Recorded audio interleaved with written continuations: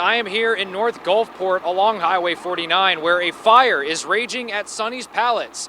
As you can see from the building behind me, the damage is quite extensive. I'm here with Sparky Purcell, a resident in one of the buildings that did burn down.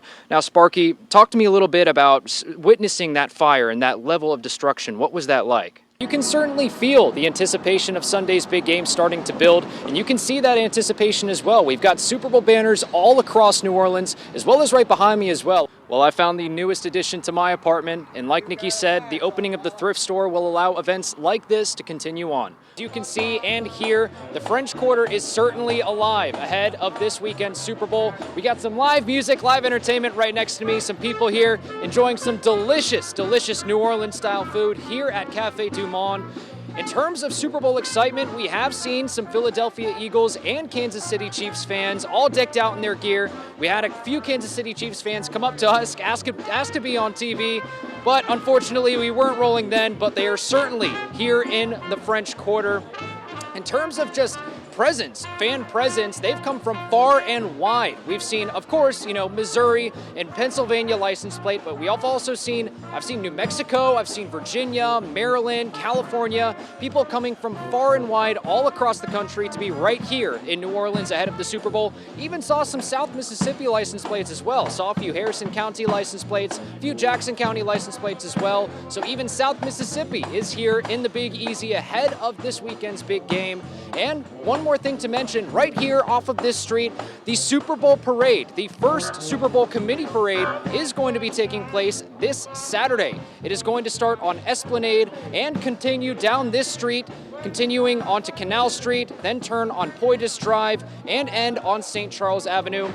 That parade is going to be starting at 10 a.m. on Saturday and end at noon. And the Raising Cane's founder is going to be the king of that parade. So be sure to head out there and enjoy that, South Mississippi. But for now, reporting in the French Quarter, Ethan Krauss, WXXV News 25. Thank you. And yes, thankfully there were no major injuries or fatalities. But as you can see from the building behind me, the damage is quite extensive. Severely damaged buildings, downed power lines, and fallen trees are all visible along Old Spanish Trail and the connecting streets throughout Slidell due to Wednesday's tornado.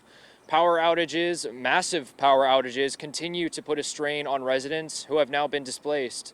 Heavy police presence was seen throughout the affected streets. Many residents are now displaced and will have to find a new place to call home, including 50 residents who had to be evacuated from their apartment complex when the tornado swept through their home. Assistance efforts are already in motion from organizations like the Salvation Army. Additionally, there will be support from South Mississippi emergency officials. This city has already proved that it can rise from a devastating event like this. City officials are now asking for patience and assistance as they aim to overcome this disaster as they have before. In Slidell, I'm Ethan Krauss, WXXV News 25. Yes, I am here in North Gulfport along Highway 49 where a fire is raging at Sonny's Pallets. As you can see behind me, the cloud of smoke hundreds of feet tall as firefighters are currently trying to battle it and put this fire out. Emergency service vehicles are all along Highway 49 here as the southbound lanes are currently backed up as cars are trying to get past this raging fire. As we said before, firefighters still trying to put this out as the fire is engulfing the pallets, the flammable wooden pallets back here, as the fire just continues to grow in size. The cloud of smoke, as we said, very dark, very black, hundreds of feet high. It was visible all the way further down the highway from the station. We will continue to give you updates on this fire as more information becomes available. Ethan Krauss in Gulfport, WXXV News 25. Yeah, thanks. I'm here on Windrose Circle in Gulfport, where, as you can see behind me, a collapsed drainage pipe has caused a hole to open up in the ground. Residents have been worried as the hole was here prior to Monday's weather, but with all that heavy rain we experienced, it has grown in size. Caution tape has been placed around it to keep residents safe and from possibly falling in. The hole itself is about 5 feet deep and 20 feet long. Gulfport City officials stating it was a collapsed drainage pipe that caused the hole to open up. The city has assessed the damage and has stated the collapsed pipe has been opened and a permanent replacement is in the design phase, with construction scheduled for late summer. Until then, the hole is fairly close to the road, a road that was actually flooded on Monday due to all that rain we got. One resident spoke about their concerns with the hole and how they'd like to see it get fixed. Well, it was first reported October of last year.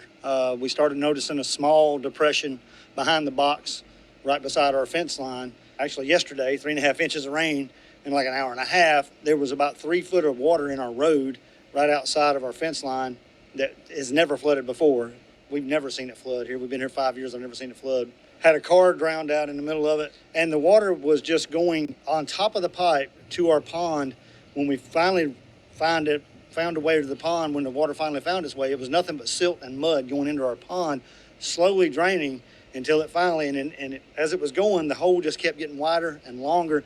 The dirt was just collapsing off into the hole. So we're just concerned about kids. I mean, it's right beside our pool and it's right beside the pond. And so we just need something done. We'll have more on the City of Gulfport's plan to address the hole and drainage pipe as that information becomes available. Reporting where you live in Gulfport, Ethan Krauss, WXXV News 25. Good afternoon, South Mississippi, and thank you for joining us for WXXV News 25 at noon. I'm Ethan Krauss. In breaking overnight, demonstrators gathered in Phoenix over the weekend to protest against the Trump administration's immigration policies. They gathered for a third night in West Valley to protest possible mass deportations. One individual jumped into a police vehicle and drove it a short distance before it was recovered a short time later. Officers in riot gear arrived on scene to try and keep the crowd under control. They instructed people in the roadway to leave the road and stand on the sidewalk. There has been no word yet on any arrests made. Welcome back. For the first time in more than 25 years, the U.S. Food and Drug Administration has signed off on a new type of pain reliever. In today's Medical Minute, Mandy Gaither has more on how this new medicine works and how much it's expected to cost. Welcome back. Israeli Prime Minister Benjamin Netanyahu continues his meetings in Washington, D.C. today. He is the first foreign leader to meet with President Donald Trump at the White House for this term. The trip already proving eventful, as Trump now saying he wants the U.S. to take over Gaza. He says he envisions making it, quote, the Riviera of the Middle East. Amy Kiley has more on Netanyahu's visit. All right, thank you, Ryan. And with the Super Bowl now just 6 days away, the Kansas City Chiefs and Philadelphia Eagles touched down in New Orleans on Sunday. WXXV Sports Director Jevin McCoskey has more from the Big Easy. All right, thank you, Ryan. And you know, we're all starting to make preparations for the big game, but nothing pairs better with football than a good chicken wing. WXXV News 25's Lucas Warren went out to highlight some of the best local spots right here on the coast.